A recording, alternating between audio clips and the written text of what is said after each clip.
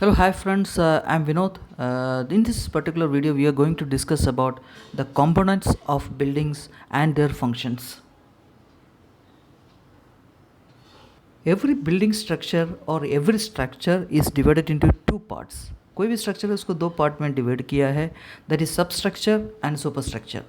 We'll have a look at what this substructure and superstructure is. Please go to this picture. This is the ground level and this is the damp proof course.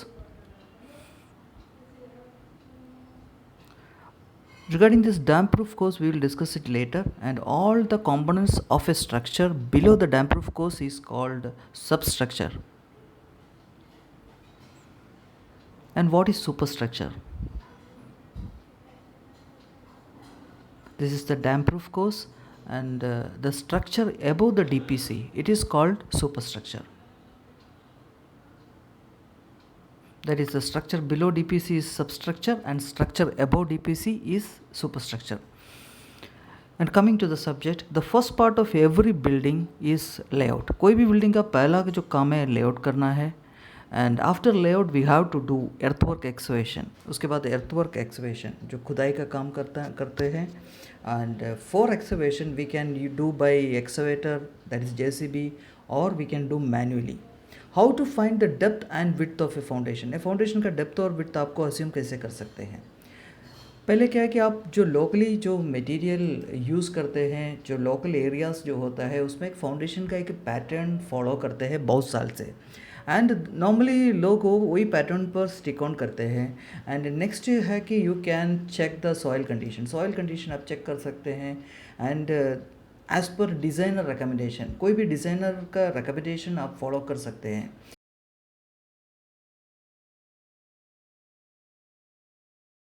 Structures are of two type. Structure दो type का होता है. First is load bearing type and another one is framed type.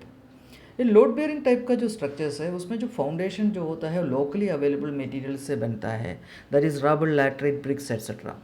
इसमें क्या है कि जो total wall will be taking the total load and transfer to the foundation. पूरा वॉल है वही लोड बेयरिंग मीडियम बन जाता है और उसी पे जो लोड आता है वो पूरा एरिया में ट्रांसफ़र होता है. But in the case of framed type है, फ्रेम टाइप का आप RCC footing column beam structure बोलते हैं. एंड इसमें क्या है कि जो टोटल लोड है उस स्ट्रक्चर का वो कॉलम के थ्रू फुटिंग में ट्रांसफ़र होता है. और ये रूफ़ का जो लोड है एग्जाम्पल, उसको बीम लेते हैं, बीम उसको कॉलम में ट्रांसफ़र करते हैं, कॉलम उसको फुटिंग में ट्रांसफ़र करते हैं और फुटिंग इसको ग्राउंड में ट्रांसफ़र करते हैं. यही जो मेथड है इसमें यूज़ करते हैं. और इसमें जो फीलिंग जो है, जो गैप का कॉलम और कॉलम के बीच का जो फीलिंग है, इसमें आप ब्रिक्स यूज़ कर सकते हैं, कोई भी मटेरियल यूज़ कर सकते हैं, hollow blocks, AC blocks, panels, कोई भी चीज़ आप यूज़ कर सकते हैं. पर्टिकुलर सेक्शन में हम लोग फ्रेम्ड स्ट्रक्चर्स के बारे में, कॉम्पोनेंट्स के बारे में डिस्कस करेंगे. और आफ्टर एक्सकवेशन उसके बाद जो next process is reinforcement, cutting, bending and placing. और फुटिंग्स और कॉलम्स का जो रीइंफोर्समेंट है पहले प्लेस करेंगे.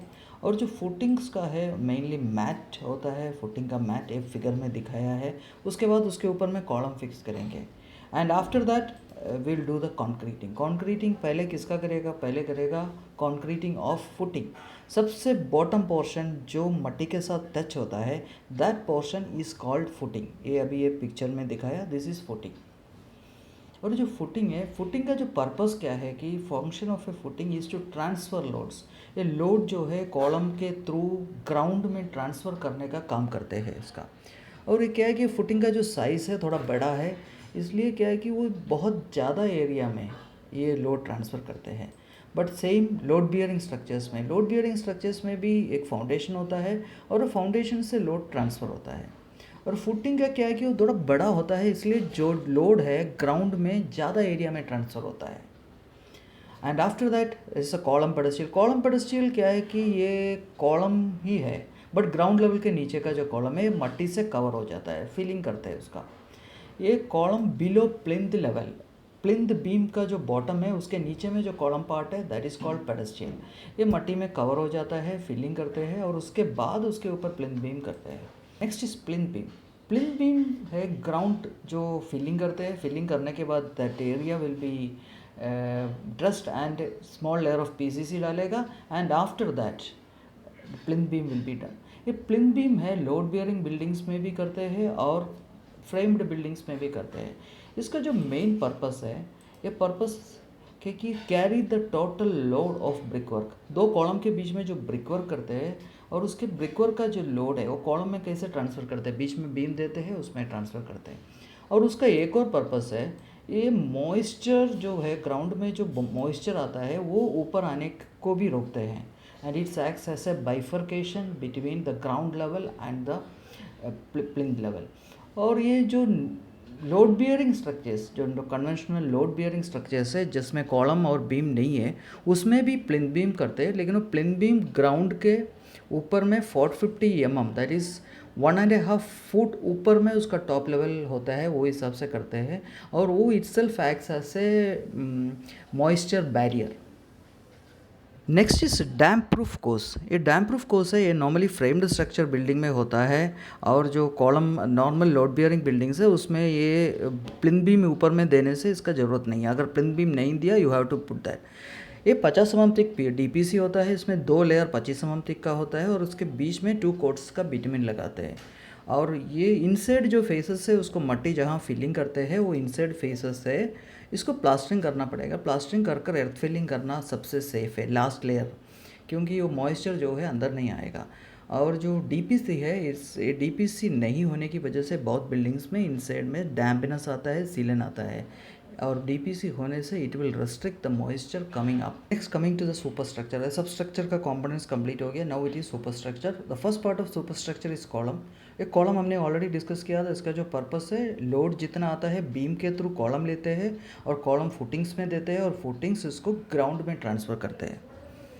And this is a framed structure, एक बिल्डिंग का पिक्चर है और इसमें कॉलम्स दिखाया, कॉलम्स ने लोड फुटिंग्स में ट्रांसफ़र किया। और जो कॉलम्स का जो पर्पस है, ये स्ट्रक्चर को टोटल सपोर्ट करेगा, जस्ट लाइक द बैकबोन। एक बैकबोन जैसे एक्ट करेगा और पूरा स्ट्रक्चर को स्टेबिलिटी दे देगा और टोटल लोड जो है वो स्ट्रक्चर कॉलम के थ्रू ट्रांसफ़र करके वो फुटिंग में लेकर के ग्राउंड में जोड़ते हैं। Next is lintels and sunshades. एक कॉम्पोनेंट है, लोड बियरिंग बिल्डिंग्स में भी होता है, फ्रेम में भी होता है। ये दैट इज़ ओपनिंग के ऊपर, हम ओपनिंग कोई भी विंडोज़ के लिए या डोर के लिए ओपनिंग छोड़ता है, उस टाइम पे क्या है कि एक डिसकंटिन्यूटी होता है उसमें, और डिसकंटिन्यूटी को रोकने के लिए बीच में लिंडल बीम देते हैं। और इसका एक और पर्पस है, ये जो लिंडल बीम है आप ओपनिंग के ऊपर भी दे सकते हैं and you can run it around the total building. ये बिल्डिंग के फुल लेंथ में भी वो रन कर सकते हैं, बट फुल लेंथ में रन करने में कुछ फ़ायदा है। Seismic load that is earthquake load है, उसको उसकी वजह से रेसिस्ट हो जाएगा और बिल्डिंग को क्रैक होने से बचा सकते हैं। एंड प्रोवाइडिंग ए लिंडल का नॉर्मल साइज़ है 6 इंच से लेकर कर 8 इंच करते हैं नॉर्मल बिल्डिंग के लिए। अगर विंडोज़ का ओपनिंग थोड़ा बड़ा होता है तो in that case you have to go for 1 foot. ज़्यादा बड़ा है तो if it is 2.5 metre no problem, you can go with 8 inch lintels. Next is roof beam and slab. ये एक पर्टिकुलर स्ट्रक्चर है, इसमें रूफ बीम है और उसके ऊपर में जो स्लैब है, ये दोनों कॉम्पोजिट कास्टिंग होता है, एक ही साथ कास्टिंग होता है। और रूफ बीम में it is a structure capable of withstanding loads by resisting bending. ये इसके ऊपर कोई लोड आता है वो बेंड नहीं करते और उसको लोड को सीधा कॉलम में ट्रांसफ़र करके ग्राउंड में लेकर जाते हैं। और बीम का पर्पस वही है, transfers the load to column से वो लोड डिस्पर्स हो जाएगा।